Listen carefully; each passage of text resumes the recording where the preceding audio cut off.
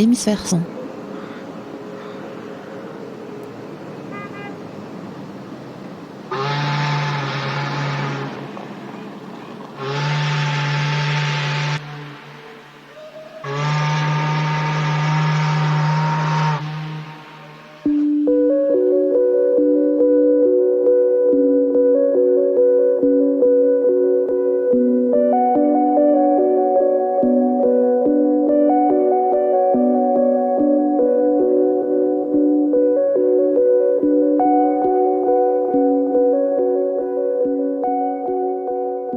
Avec 9 albums à son actif, composés depuis 20 ans, Colline, alias Cécile Schott, est une compositrice et chanteuse française expatriée à Barcelone, souvent méconnue en France mais respectée chez les anglo-saxons.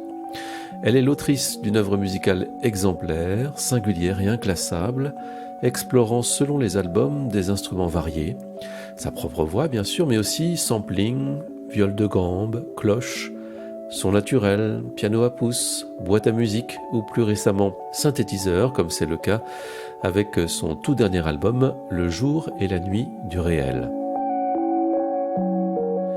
Cécile Schott prend son envol au début des années 2000 au sein d'une scène musicale française aujourd'hui un petit peu oubliée, une scène sans nom, parfois difficile à circonscrire, qui mêle alors les recherches de ce qu'on appelle l'électronica, la pratique du collage sonore et l'amour des synthés analogiques à l'héritage d'une pop et d'une folk, disons, bricolée, comme le rappellent les productions de labels comme Active Suspension, Goom, Angstrom ou Arbouze, et puis les éclats discrets d'artistes, là aussi encore un peu oubliés aujourd'hui, comme Anne Laplantine, Domotique, Ensemble ou Davidé Baloula.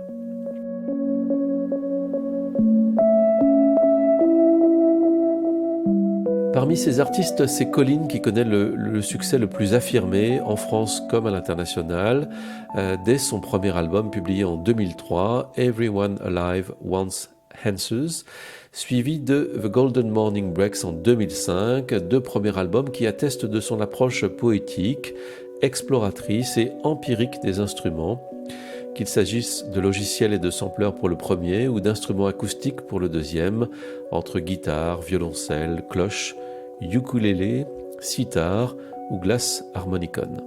Et puis à partir de 2007 et de l'album Les Ondes Silencieuses, elle accueille une nouvelle recrue dans son petit orchestre personnel avec la viole de gambe, un instrument apparu au XVe siècle, précurseur du violoncelle qui deviendra vite l'un de ses instruments fétiches. Avec son nouvel album Le jour et la nuit du réel, plus radical que ses prédécesseurs, elle réduit sa palette d'instruments à un seul et même synthétiseur, le Moog Grandmother, ainsi qu'à une série d'effets qu'elle utilise un peu tout le temps, et le tout enregistré dans les conditions du direct sans recours au contrôle d'un ordinateur.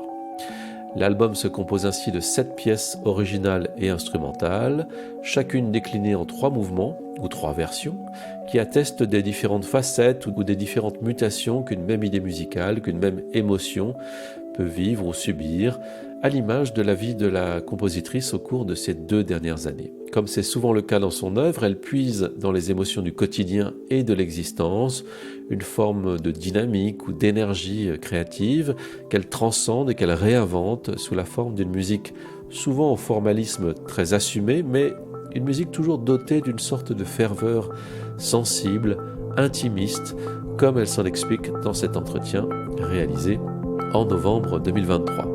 Entretien qui débute d'abord par un premier extrait de son nouvel album, Night Looping.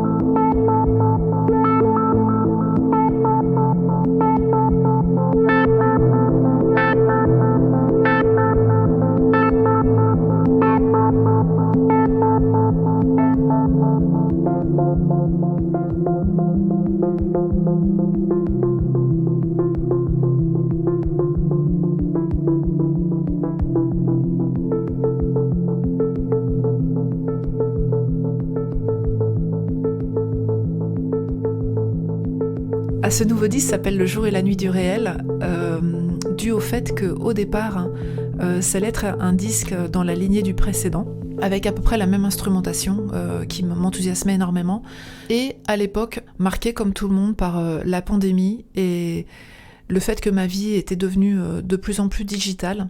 Je me faisais en fait pas mal de réflexions par rapport à ça, et notamment tout le côté est-ce que ce que nous vivons par le biais en fait de nos applications et notamment par le biais des réseaux sociaux, est-ce que c'est réel ? Donc ça c'est un sujet sur lequel beaucoup de personnes ont écrit, donc c'est pas spécialement original. Donc toujours est-il que j'ai démarré avec des morceaux où le mot real revenait en fait dans les paroles. C'était un petit peu le fil conducteur. Parallèlement à ça, donc j'étais en train de me plonger dans la synthèse. Et petit à petit, il y avait comme eu une espèce de compétition en fait entre les deux approches, et je me suis rendu compte que j'avais tellement d'idées qu'en fait ça allait faire un disque complètement trop difficile à digérer. En fait, je me suis rendu compte qu'il allait y avoir une espèce de confusion des styles, et que finalement, petit à petit, en travaillant sur la synthèse, notamment par en fait, ma méthodologie pour ce disque, ça a été d'avoir des débuts de composition et de travailler la synthèse. Et je me suis très rapidement retrouvée avec des tonnes de versions très très différentes des mêmes mélodies, en fait, des mêmes harmonies. Et tout à coup, un jour, j'ai eu un déclic et je me suis dit, mais finalement, est-ce que c'est pas ça qui peut exprimer le plus subtilement, mais également radicalement, mon idée par rapport à la réalité. Et en fait, mon idée, c'était par rapport à la réalité, c'était pas juste de me poser la question de ce qui était réel ou pas réel dans mes interactions digitales ou ma vie digitale et celle des autres. C'était aussi une question plus profonde qui, à mon avis, est présente depuis le départ dans ma musique, due à des circonstances, on va dire, personnelles et familiales. C'est un questionnement par rapport on va dire à la vie émotionnelle, à la vie du cerveau, à la maladie mentale. Et en fait, notre incapacité à finalement pouvoir percevoir la réalité dans toutes ses facettes, et notamment notre propre réalité émotionnelle et la réalité émotionnelle des autres, la réalité psychologique. Et tout à coup, je me suis dit, mais en fait, c'est merveilleux. Avec une même séquence de notes MIDI, je peux me retrouver avec des morceaux qui sont tellement différents qu'on reconnaît à peine qu'il s'agit de la même mélodie d'origine. Et finalement, c'est ça qui m'a fait bifurquer vers un album purement instrumental et purement, on va dire, de synthèse. Et donc, Le jour et la nuit du réel, c'est cette idée, effectivement, de toutes les facettes impossibles à appréhender de notre réel. Donc ça peut être aussi, d'ailleurs, le réel, on va dire, concret, pratique, des événements historiques. Mais c'est aussi, surtout, cette idée du réel... du réel mental, et le fait que mon père s'est malheureusement en fait enfoncé dans la maladie d'Alzheimer de plus en plus profondément au moment où moi je travaillais sur ce disque, je pensais souvent à lui, au fait que lui, par sa maladie, vivait dans une réalité parallèle à la nôtre, qui est pourtant indubitablement sa réalité.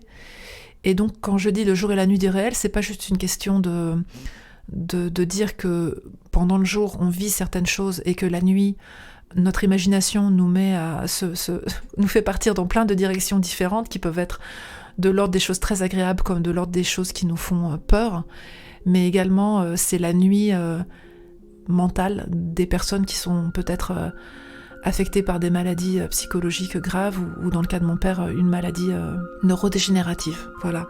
Donc derrière ce titre il y a énormément de choses et je pense qu'on peut écouter le disque totalement sans avoir aucune idée de ce concept derrière, mais je pense aussi que si on a ce concept en arrière-plan, je pense aussi que l'écoute peut être peut-être même encore plus riche.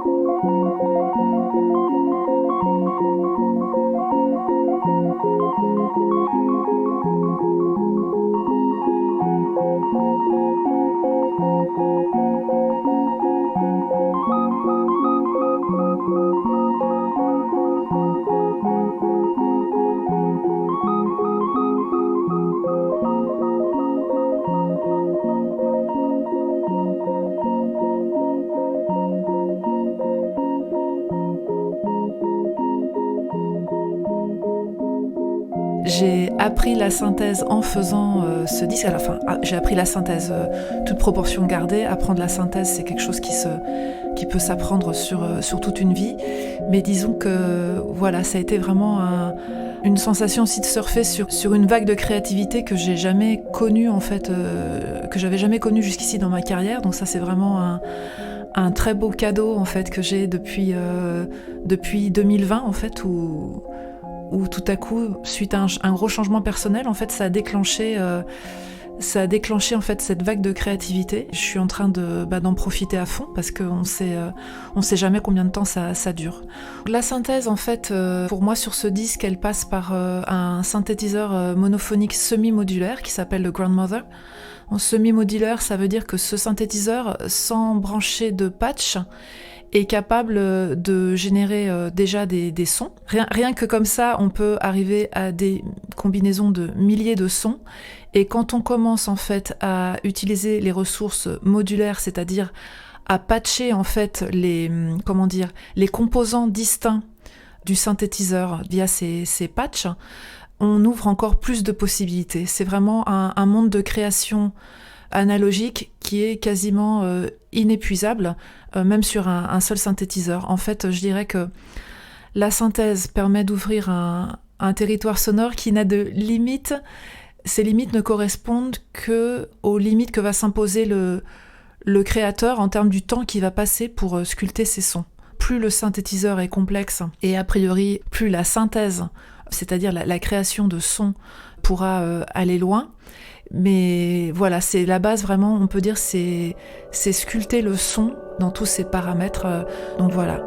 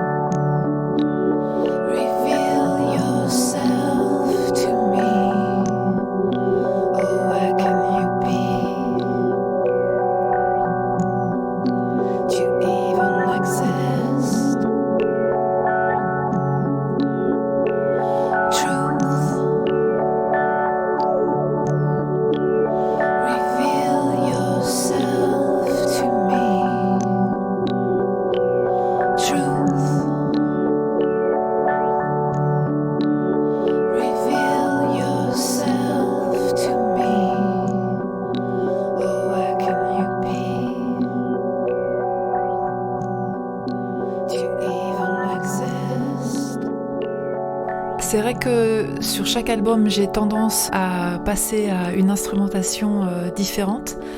Moi, ma démarche, il y a une espèce de joie de la découverte, je dirais, une joie de l'apprentissage. Je pense qu'en général, c'est quelque chose qui a marqué toute ma vie. J'ai toujours adoré apprendre comment fonctionnent les choses. Dans les moments d'ailleurs où j'avais perdu mon inspiration musicale, j'ai appris à faire de la céramique, également de la sculpture sur pierre, donc il y a vraiment quelque chose. J'adore aussi apprendre des nouvelles langues. À un moment donné, j'étais passionnée par la cuisine, et je crois qu'en fait là-dedans il y a un fil conducteur qui est la joie de comprendre comment les choses fonctionnent, et ce moment précieux où, en étant débutant, on a comme une espèce de renouveau. Je sais pas si c'est comme redécouvrir les choses. Alors, je vais pas dire je vais pas sortir le cliché de redécouvrir les choses avec le regard d'un enfant, mais il y a peut-être quand même quelque chose de ça dedans. Retrouver, il y a toujours un côté ludique, et aussi l'avantage que quand même, en étant quand même musicienne depuis très longtemps, puisque ça fait 21 ans maintenant que j'ai ce projet-là sous le nom de Colline, mais ça fait en réalité 32 ans que je fais de la musique, et j'ai tout de suite démarré en composant. C'était sur ma guitare acoustique, mais tout de suite c'est ce que j'ai fait. L'avantage que j'ai, on va dire, c'est que même en changeant d'instrument, j'ai quand même tout mon acquis de musicienne, et ma volonté, mes axes de recherche qui sont quand même là. Donc je pars jamais non plus sur une toile complètement vierge. C'est-à-dire, par exemple, typiquement pour Le jour et la nuit du réel, certes, la synthèse c'était un nouvel outil pour moi, mais je savais quand même à peu près où j'allais. J'avais déjà en fait des idées très en place. Donc voilà, je crois que c'est en fait pour moi un équilibre entre ce que j'ai déjà accompli et puis de nouveaux outils qui me permettent de m'exprimer d'une autre manière en fait. Et surtout, je pense que ce qui est important dans ma manière de travailler, c'est qu'il n'y a pas de distinction entre la composition, l'instrumentation et l'idée de production sonore. Et je crois que finalement la synthèse, c'est vraiment l'outil de création qui finalement est c'est ce qui incarne cette approche sur plusieurs angles. La synthèse, c'est ce qui permet le mieux de tout fusionner, la composition, la recherche sonore et la production en fait.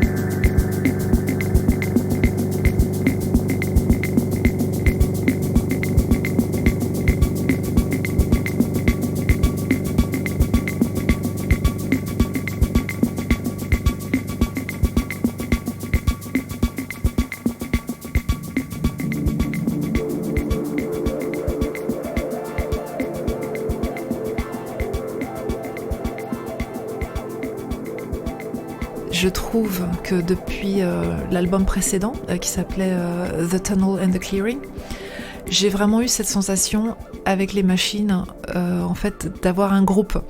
Quand je les allume, je les vois avec leur petite lumière qui clignote. Et je suis là dans mon studio. C'est un studio qui fait 7 mètres carrés, ce n'est pas une exagération, c'est littéral. Il y a des portes-fenêtres en bois, ça c'est quelque chose d'assez courant à Barcelone, ce qui donne un petit côté que moi je trouve toujours ça fait entre la cabine de bateau et le chalet de montagne. Et j'adore en fait cette sensation. Le studio est un petit peu trop petit pour être vraiment pratique, mais en même temps il y a quelque chose de cotonneux et très chaleureux en fait. Il y a aussi quelque chose de très positif pour moi dans le fait de réenregistrer chez moi. C'est-à-dire que ma chambre est littéralement à 2 mètres du studio, donc je ne compte pas les soirées où à 11h30, au lieu de dormir tout à coup, quand je suis dans un processus d'élaboration d'un album, c'est très courant que j'ai des idées qui me viennent tard le soir et je peux en fait... bon, normalement, il faut laisser les oscillateurs se réchauffer, les oscillateurs du synthé, ce qui est d'ailleurs une belle métaphore. En fait, je trouve aussi que les synthés doivent se réchauffer avant d'être utilisés. Mais oui, donc vraiment, j'ai un rapport très affectueux avec mes machines. D'ailleurs, j'en ai très peu. Et une chose qu'on n'a pas encore évoquée pour l'instant, c'est que même si je change d'instrumentarium à chaque album, par contre, j'utilise très très peu d'instruments. J'ai peut-être battu mon record justement avec ce nouveau disque, puisque c'est juste mon synthé Moog Grandmother qui va soit dans un delay MF104M également de Moog, ou un Space Echo, un Roland RE201 qui est le Space Echo mythique qui a beaucoup été delay à bande, qui a beaucoup été utilisé dans les années 70 par Lee Perry. Donc effectivement, sur ce disque, c'est vraiment un dialogue avec les machines. Alors je pense que c'est vraiment un cliché journalistique de dire oui, la musicienne ou le musicien dialogue avec ses machines, mais je pense que c'est vraiment ça. À mon sens, la musique électronique, comme je la conçois, c'est demander à la machine de faire quelque chose, donc par le biais du patching ou tout simplement par les settings qu'on choisit sur l'instrument, de voir ce que la machine répond et de continuer là-dessus. En fait, c'est pour ça d'ailleurs que je m'imagine sincèrement continuer sur cette voie pendant encore 10 ou 15 ans. Enfin, c'est ce que j'espère, parce que il y a quelque chose de tellement pur et aussi tellement c'est gratifiant. En fait, c'est impossible d'être devant un synthétiseur si on passe 2 heures devant un synthétiseur, il y a forcément quelque chose qui arrive et il y a forcément à un moment donné un fil qui se présente, et c'est à nous en fait de tirer ce fil et alors de bien prendre des notes. Ça c'est sûr, moi je passe mon temps en fait à prendre des notes très précises sur ce que je fais sur le synthé pour pouvoir ensuite reprendre et affiner ce travail. Mais oui, donc les machines en trance et les machines qui s'expriment elles-mêmes main dans la main avec moi, on va dire, c'est tout à fait l'idée de ce nouveau disque.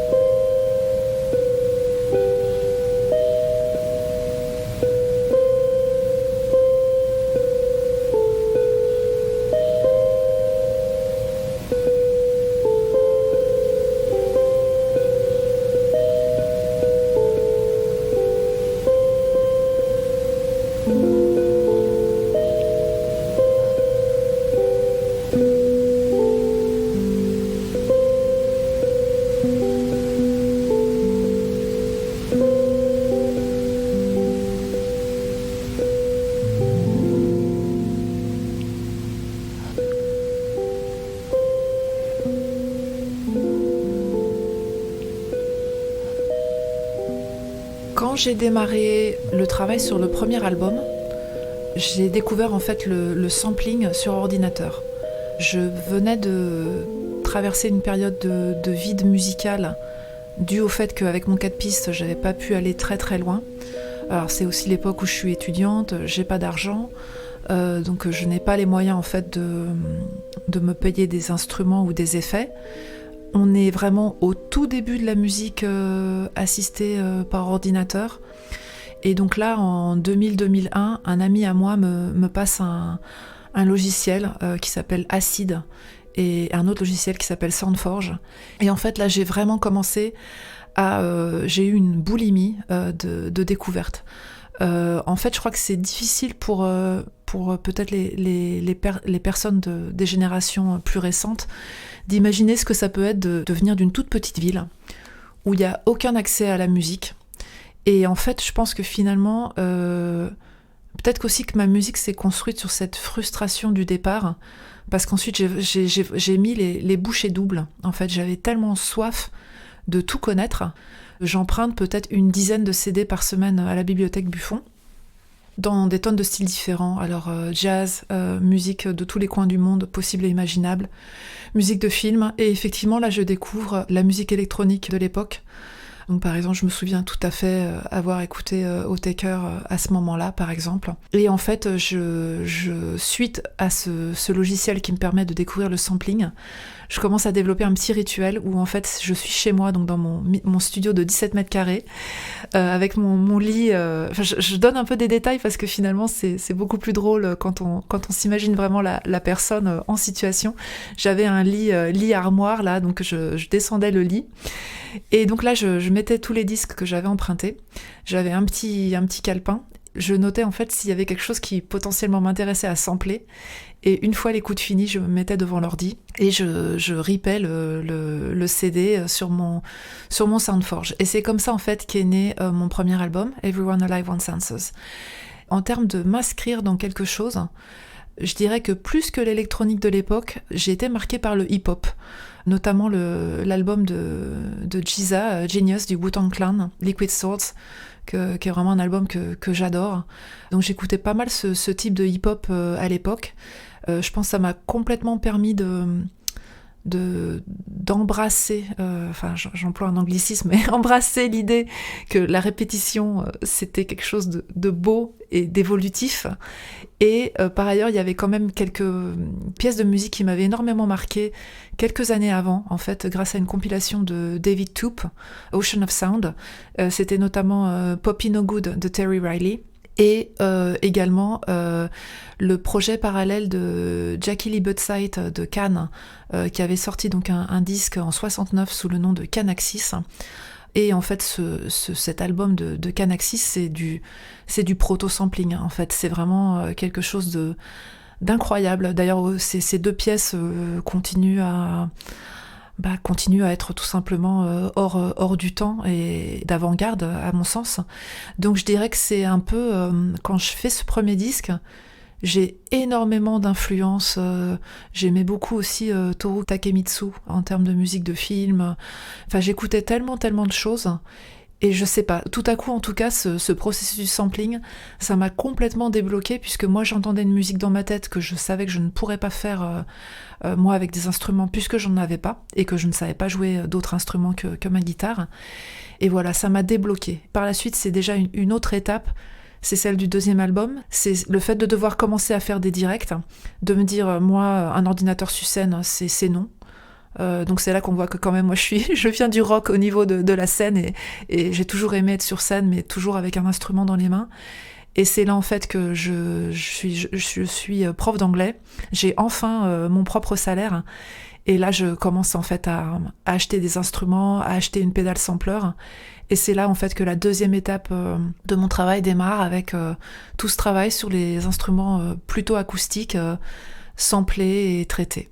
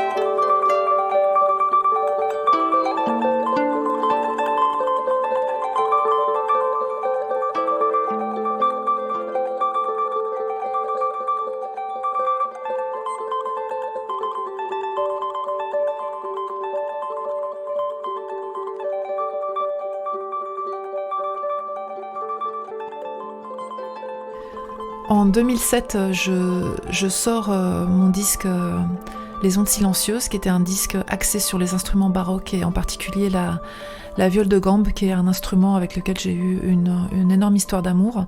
Et après ça, s'ensuit une période de blocage créatif, mais aussi un petit peu professionnel en général, puisque j'ai eu des problèmes très sérieux avec le label qui a sorti mes premiers disques. Je me retrouve en fait en 2009-2010 à enfin réessayer de faire de la musique. Et immédiatement, en fait, il m'apparaît très clairement que j'ai envie de chanter. Mais j'ai mis du temps, en fait, à vraiment me lancer. Le chant étant quelque chose de profondément intime. Je pense autant on peut se cacher derrière des instruments, autant c'est très difficile de se cacher derrière le chant. Et il m'a fallu, en fait, du temps pour pouvoir appréhender ça de la manière correcte. Et c'est, en fait, Arthur Russell qui m'a complètement débloquée. Donc j'ai d'abord j'ai lu en fait sa biographie écrite par Tim Lawrence, Hold On to Your Dreams, et simultanément j'ai commencé à écouter quasiment tout ce qui avait été sorti à cette époque-là. Vraiment j'ai eu une révélation en fait en l'écoutant lui. J'ai vu que il n'était pas nécessaire de choisir entre une musique contenant du chant et une musique instrumentale, une musique expérimentale, une musique plus pop, et une musique même orientée, on va dire, même dans son cas, dance floor. Et aussi également, voir qu'un musicien aussi accompli se servait d'autant d'outils sonores de production, ça m'a complètement réconciliée avec cette idée d'utiliser la production sonore.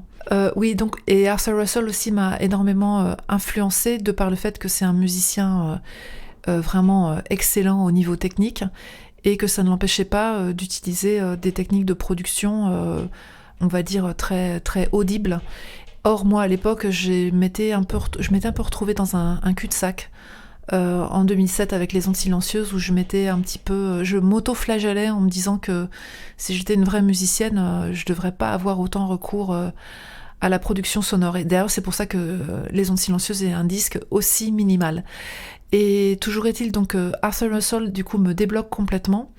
Et l'autre chose qui me débloque concrètement à l'époque, c'est que je déménage à San Sebastián, au Pays Basque espagnol, et là-bas je suis obligée de louer un local pour faire ma musique. Et donc bien que ce local ne m'offrait pas du tout des conditions professionnelles, ça a quand même été une libération dans le sens où je pouvais enfin chanter sans me préoccuper qu'on m'entende. J'ai également pu commencer à jouer de la percussion, c'était également quelque chose qui m'intéressait.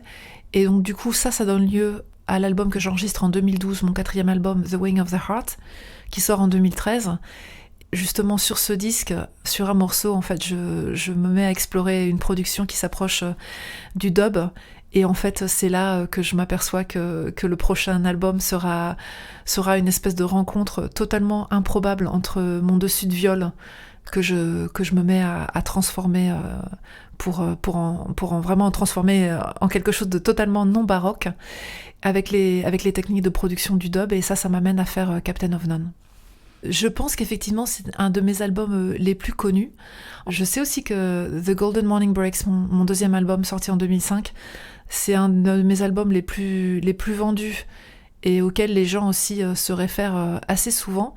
Mais oui, je pense que c'est un de mes disques, peut-être, en tout cas, peut-être celui pour lequel le propos, et je pense que je peux le dire moi-même, sans être prétentieuse, je pense que le contenu est tellement original. À ma connaissance, il n'y a pas d'autres disques avec un dessus de viol traité avec des productions dub de cette manière-là. Donc oui, je pense que c'est si je devais en choisir qu'un, de toute façon, ce serait peut-être celui-là. J'ai énormément d'affection pour lui, et aussi peut-être parce que ça a été le disque sur lequel je me suis rendu compte qu'il allait falloir que je me lâche. C'est-à-dire que autant, effectivement, ma musique est toujours née de ce processus qu'on a évoqué avant, qui est celui de m'asseoir devant mes instruments et de voir ce qui arrive. Mais je pense que je suis pas mal dans le contrôle et également beaucoup dans la construction. C'est-à-dire que à partir de ces sessions d'improvisation, ensuite, tout est très, très noté, et j'essaye vraiment d'obtenir une performance particulière pour mes disques. Alors encore plus maintenant, puisque maintenant j'enregistre carrément dans des conditions du live, sans quasiment aucune retouche sonore. ce qui est quand même assez rare de nos jours. En tout cas, je pense que c'est pas du tout quelque chose de courant dans les musiques contemporaines. Alors peut-être maintenant plus dans la scène modulaire, où je pense que comme le modulaire c'est quelque chose qui peut pas du tout se répéter, c'est peut-être plus quelque chose qui se fait, mais c'est vrai que bon, je pense qu'aujourd'hui la musique c'est vraiment devenu très très digital. Or moi maintenant je n'enregistre plus que, certes j'enregistre sur un ordinateur, mais tous mes instruments sont analogiques. Et il n'y a pas de retouche, il n'y a pas de post-production, et il y a même plus de... Ça fait 2 albums où j'utilise plus du tout aucun plugin. Et je pense qu'en fait c'est Captain of None qui m'a permis de voir tout ce que je pouvais gagner en me lâchant au niveau de la production en temps réel sur machine. Et c'est d'ailleurs aussi à ce moment-là que je commence à vraiment investir dans du matériel analogique. Et loin de moi l'idée d'être puriste, puisque pendant des années... j'ai utilisé des plugins qui étaient des émulations de tape echo et de tout ça, mais c'est vrai que le matériel analogique et par exemple le matériel analogique ancien, c'est une autre dimension sonore et oui, je pense que c'est ce disque qui m'a ouvert cette porte-là.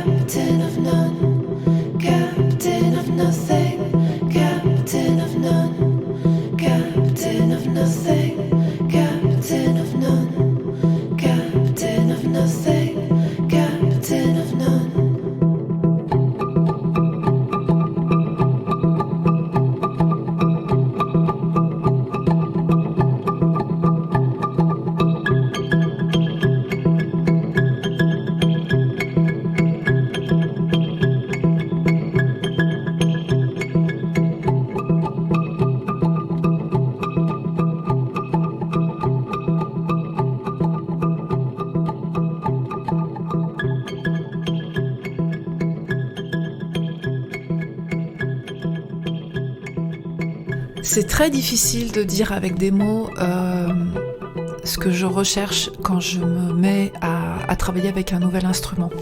Je dirais que c'est aussi ça la beauté de la musique, c'est qu'elle nous permet justement de enfin ne plus devoir utiliser des mots et juste de nous laisser emporter par les sons. Et d'ailleurs, pendant toute la première phase de mon projet sous le nom de Colline, j'étais obsédée par les instruments, par les musées de musique. Dès que j'étais dans une nouvelle ville, j'allais voir, les musées du coin. Et ouais, j'avais vraiment une fascination pour ça.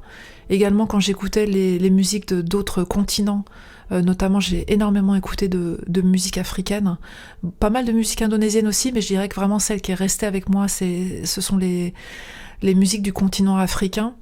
J'ai toujours aussi été fascinée par le fait que des gens dans des contextes tellement humbles et même tellement désespérés pour beaucoup d'entre eux soient capables de faire de musique d'une telle beauté, d'une telle complexité. J'ai toujours trouvé que c'était vraiment quelque chose auquel on devrait tendre finalement.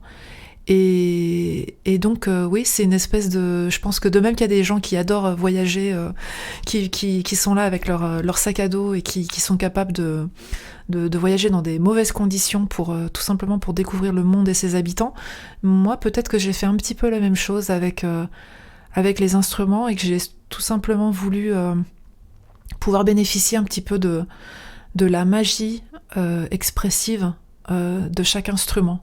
Et justement, finalement, pour moi, le travail avec l'instrumentation électronique maintenant, je vois vraiment un lien avec cette première période où j'étais obsédée par les instruments acoustiques, parce que finalement, l'instrumentation électronique, c'est comme l'invention ultime de l'homme qui, par un processus totalement technique, arrive à une espèce de, comment dire, d'incarnation sonore qui est à la fois basée sur des tonnes de connaissances théoriques que moi je trouve vraiment, mais j'ai une telle admiration pour les gens qui fabriquent des synthétiseurs ou des unités modulaires. Et oui, je sais pas, je trouve qu'il y a quelque chose de, je sais pas si dire transcendant ou même spirituel. C'est un mot qui jusqu'ici parfois ça fait un petit peu peur. Enfin, moi ça m'a fait un petit peu peur le mot spirituel, mais ce qui est certain, c'est que ça nous permet d'aller ailleurs. Pour moi, c'est aussi vraiment un rôle thérapeutique très profond. C'est une autre dimension en fait de l'existence, je crois, tout simplement.